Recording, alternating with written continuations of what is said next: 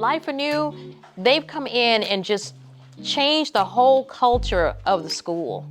The discipline problems that we had, the kids have learned to de-escalate situations and to be able to work on problems together. I mean, you've probably seen some of my students, just first graders, they get into arguments over crayons and scissors.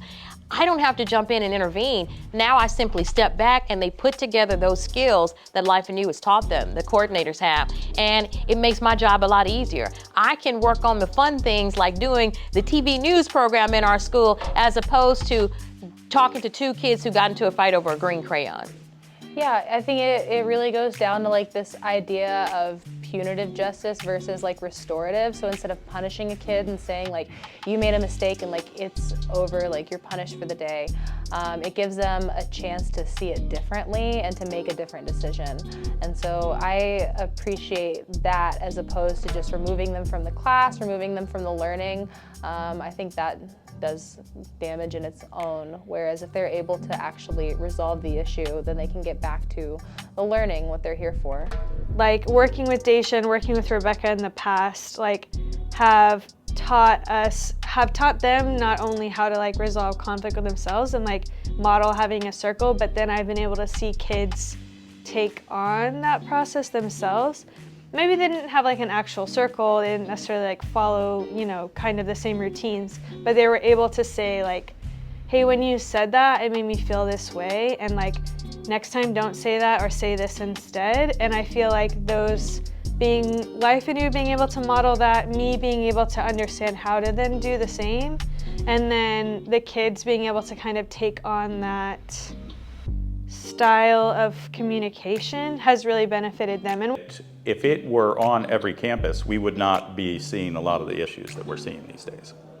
I think leadership within AISD recognizes that, but oftentimes we get into, it's the same old story of resources and different things like that. So anything that we can do to make sure that we're able to have this on as many campuses as possible is going to be probably the biggest bang for your buck that you can get in terms of positive culture. The culture of a school is really important, but the culture is the belief, customs, it's the attitudes of the people in the organization. Process or program and people who can come in and help you to impact the culture in ways that are positive. It also impacts the culture in ways that cause us to be on one accord.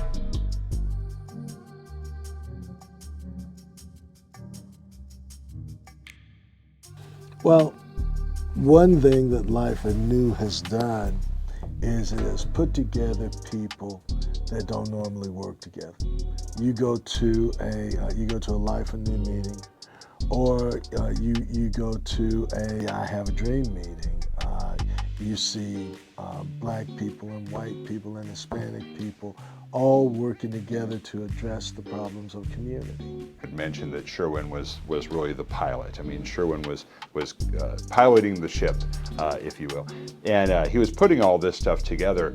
It was really amazing because we saw this convening of these different leaders, from community leaders to faith leaders, people coming together who didn't previously really share their resources and their efforts together. Now they were, and they were doing it through Dream Together.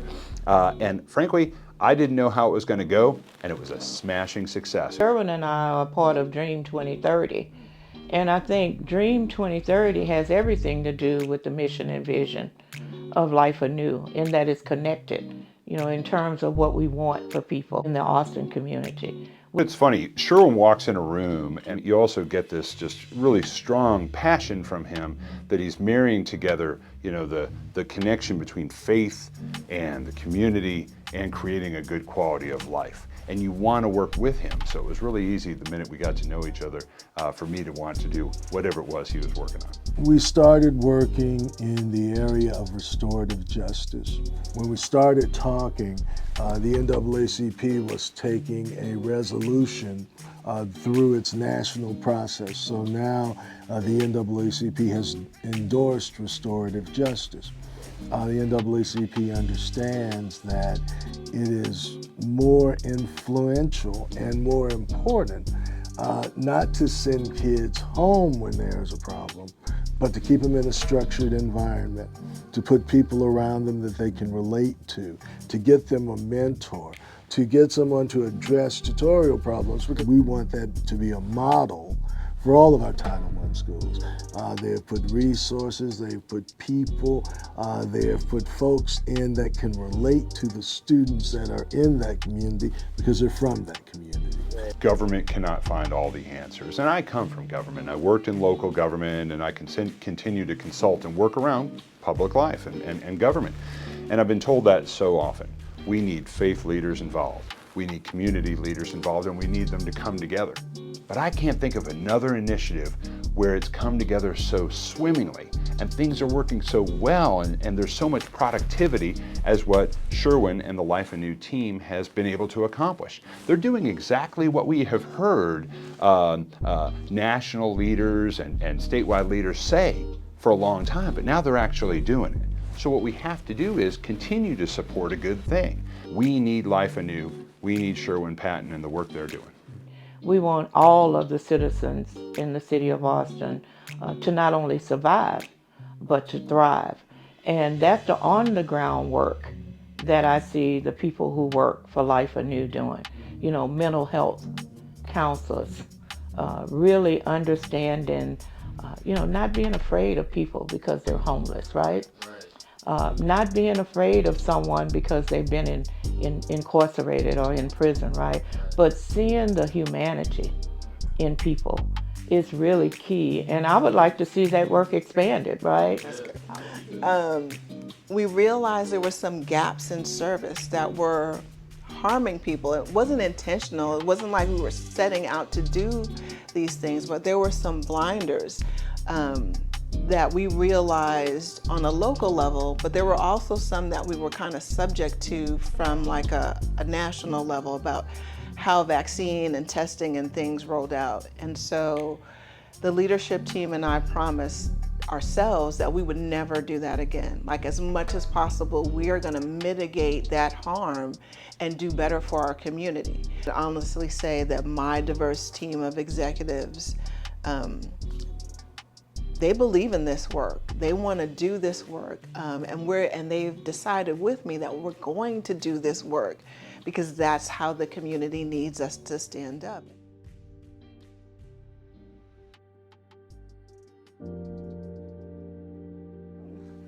My children's father and my boyfriend, Juan Davila, he was shot in the parking lot of our apartment complex. You know, once they cleaned up the crime scene, the cops were gone, everyone was gone. I was just kind of left alone. And Juan was the one that he was working. So just right then and there, everything I felt was just taken from us. And Myrtle, she, I'm just so thankful for her.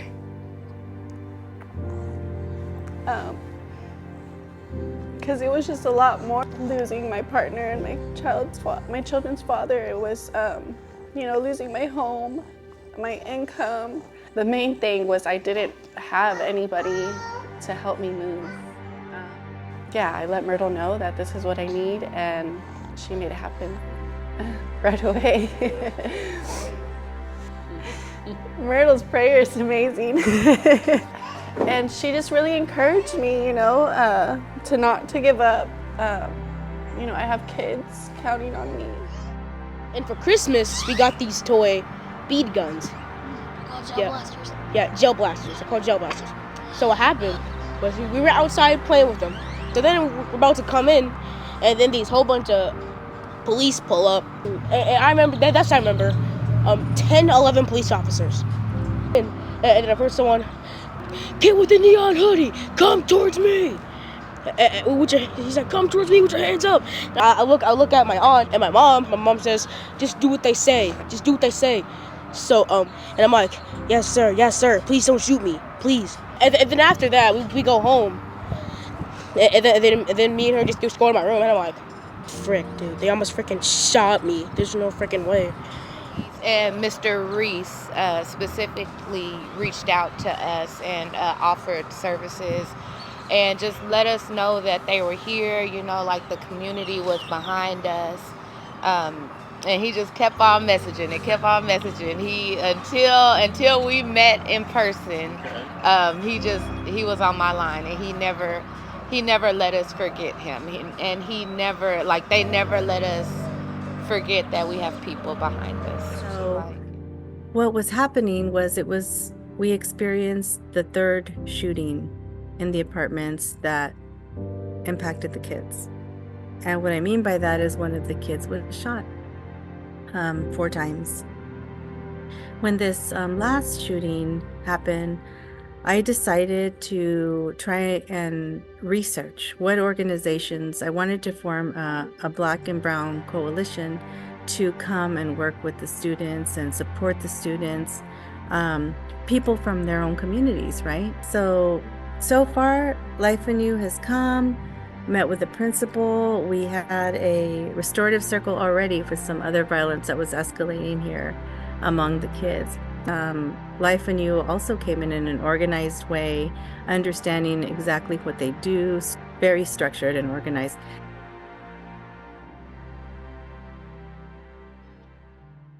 I think like more services out this way, like out north. Right. I feel like it would bring the community closer. You know, I think it would get all of us more involved. I have someone else that has experienced gun violence, and I know that if you guys were able to expand and help more people, it would still, it hits close to home to help others. Measure the kind of impact that when these children grow up, that they can have healthy families, right? I mean, how do you measure that impact? It's a generational impact. Just like I've been talking about generational harms and traumas, right? There's also these resiliences, and work like this, the Life Anew and the Institute of Chicano Psychology, is how you build it. So imagine expanding the work. I mean, really, this is where grants and governments and everybody should be putting their money into this kind of work. Part of Mobilos and Fishes, which is a nonprofit started by Alan Graham 25 years ago. Then he came up with the vision of putting folks in a home versus just feeding them. He's like, let's try to maybe house them. But Life Anew has really been, I think, the catalyst to help our neighbors learn how to do things differently and learn how to do things in a conversation versus a violent confrontation. And he started talking about Life Anew, he and Kim, and the restorative justice movement. And I never really had heard of restorative justice, but the idea that you can bring a victim and a perpetrator together and to begin a process of forgiveness, healing, reconciliation, and redemption was honestly blowing my mind. Because here in the village is an extraordinarily diverse community. We got everybody from every walk of life. We need more boots on the ground, period, in the story. I mean, we're about to scale to nearly 4 times the size that we are right now. That will happen over the next 7 or 8 years. And bring the Calvary of restoration to the table, to the banquet table that the kingdom of God is building here.